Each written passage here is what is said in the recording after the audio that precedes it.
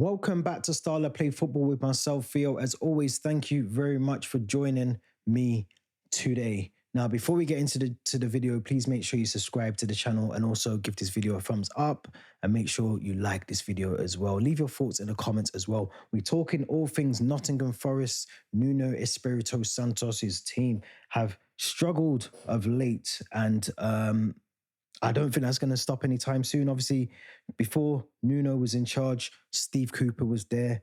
But when Nuno came in, they did win 6 of their 21 matches. It was enough to keep Forest in the top flight of football. I think that the highest record for Forest would be their third place finish, 90, 95, 96, or maybe 94 season. I have to double check that. But 94-95 season, I think it was. Nottingham Forest finished third, I think. But let's get back to the video. But anyway, so yeah, finishing 94-95 season in third was the highest position for Nottingham Forest. They do have their work cut out though this season. Obviously, they didn't have the best of times in the season previous to this one. They've been active as they are in the summer, but I feel like they're just doing that for the PSR. I really do. I feel like Nottingham Forest are a team that are always going to be in trouble when results don't go their way. They're buying a number of players that would fit into, a really balanced team, but the team is so unbalanced. They've released quite a lot of players in terms of Koyate and Wayne Hennessy. Certain players like Mangala have gone for 15 million, and Ketty has gone, and Karte. Oh, fuck off, man. Welcome back to Starla Play Football with myself, Theo. As always, thank you very much for joining me. Now, before we get into the video, please make sure you subscribe to the channel. Leave your thoughts in the comments and make sure you hit that notification bell so you do not miss another video. Now, we're talking Nottingham Forest today. A team that Steve Cooper struggled to keep in the Premier League almost until Nuno Espirito Santo came in. And I think they respectively finished 16th in the league, which is 17th in the league. 6 wins from 21 matches was enough to keep Nottingham Forest in the Premier League for another season. If I recall, I think their best league position finish was third, 94-95 season. Nottingham Forest fans, you'll have to fact check me on that one, but I think I might be correct. Now, in terms of Nottingham Forest, I think it's more of the same. I think it's more of the same in this preview. I feel like they're a team that will potentially struggle in terms of their results on the pitch.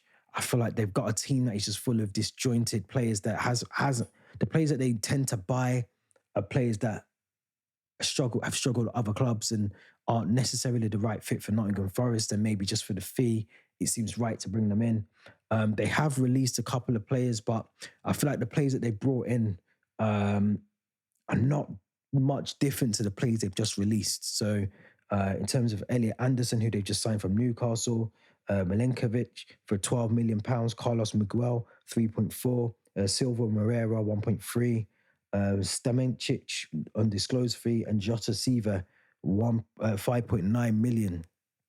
So I don't think they've really brought in any players that are standouts. I do worry about Nottingham Forest massively. I feel like they, again, when I spoke about Everton, they flirted with that relegation drop too many times now. And I feel like, yes, they have Chris Woods. Yes, they have Morgan Gibbs-White. But I just look at the team and I do struggle. I think there was a shift in formation with Nuno when he came in. I think they went to a 4-2-3-1. And I did change things for them.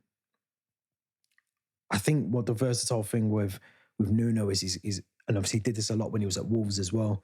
For the top big games, Chelsea, United, Liverpool, City, he's not afraid to change things tactically. He will drop it into a back three with the 2 wing backs and, get some extra cover defensively. And it sometimes works, sometimes it pays off. I just feel with this squad here, they do have enough in there, but it's still very unbalanced for me. I like the attackers. I like Callum Hudson-Odoi, Alanga going forward. I like Danilo in midfield as well. But defensively, I think they're a bit shaky. Toffolo, Murillo, Willy Bolly, Montiel, I don't see them as really good defenders. I really don't. I feel they're players that struggled at other clubs, and they've all just been clumped together at Nottingham Forest, and they've just been made to play together. And I feel that is where there's going to be issues. And it's seen, no, the proof's in the pudding. If they finished in 17th in the league last season, it tells you that they conceded a hell of a lot of goals, which Nuno's going to have to get at that, address that, whether he sticks to a back three throughout the season rather than just with the top teams of the Premier League. But I feel like they're really going to struggle this season. I think Morgan Gibbs White going forward, and the attackers, and even Chris Woods, who was trying to chip in with the goals for them last season. 14 goals scored in all competitions for Chris Wood last season. I feel like, yes, they can score goals, and they're attacking very well at times throughout the games, but defensively they're shaky, very, very shaky defensively. And I think when you become a team that is just heavily reliant on scoring goals, but you're leaking more goals than you're scoring, the answer's there for you. You are gonna struggle. So I think Morgan Gibbs White, again, another player, 10 assists last season. He's someone that will have to, rally the boys round and try and chip him with goals like he did last season as well. Again, a player that I'm surprised hasn't really been looked at since his arrival at Wolves. I thought maybe another team would come in and pick him up, but no one's come in as of yet to get him.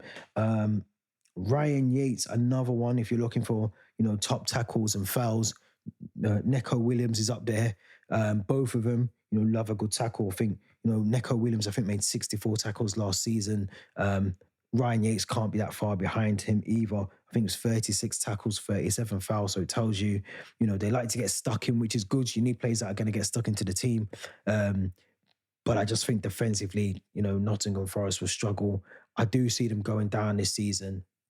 I always say when the promoted teams tend to have a really good season, their first season, you tend to find it's the teams that struggled the season before that struggle again. And I think Everton will be there. And I think Nottingham Forest will definitely be down there again. I'll be honest, I don't think Nuno will see out the season. He's gone from Wolves, where he sustained a bit of stability with Wolves. Went to Tottenham and it didn't work, and now he's come to Chelsea, to Nottingham Forest, and that clearly again hasn't worked as well. So, massive moment from Nottingham Forest if they want to stay in this league. They have to score a lot more goals, and I feel like they have to do a lot more defensively to see the games out. If they go 1-0 up, they need to change things tactically and be able to do that very quickly in terms of their in-game management from Nuno. So if they can get that right on the pitch, it might give them a chance, but I see them going down this season. I would have them maybe 19th this season. I think they'll really, really struggle. I think the likes of Ipswich, Leicester obviously coming back up from being relegated a couple of seasons ago. I think they'll do well this season. But I look at Nottingham Forest, and even off field stuff, the financial fair play, the PSR stuff, that's still kind of hanging over their heads a little bit. I do see them struggling, so I'm going to go for 19th in the league.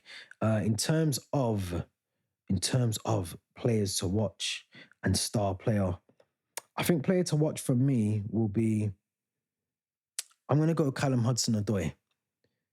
I think Callum Hudson-Odoi, because I feel like he had a really good season for Forest when he signed last season.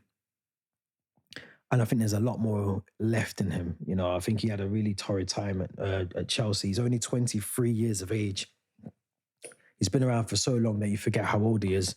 I think Callum Hudson-Odoi will be, the one. I think that will be the star player. If Nottingham Forest are going to stay up, I think he's going to be instrumental to that. Provide an assist, again, chipping in with goals. I think Hudson-Odoi has to do that for Nottingham Forest. And my star player will be Morgan Gibbs White, who I thought was amazing. As I said, 10 assists and however many goals he scored. But I feel like, again, he's not just the goal scorer. He's going to have to be the provider. And I think, again, a lot of the play goes through him going forward as well. So I'm going to go for Morgan Gibbs White as my star player for Nottingham Forest. But I will say that I don't think Nuno will be there come May. at the end of the season. I think he'll either leave or he'll be sacked before then. So, it depends who they bring in if that is the case. And yeah, who comes in if he is sacked or if he leaves the club. But let me know your thoughts. Let me know your comments. Let me know what you think in the comment section. Don't forget to like this video. Make sure you share this video with your friends as well. And also give me your predictions on Nottingham Forest. Until then, we'll be back very soon. And thank you very much for watching.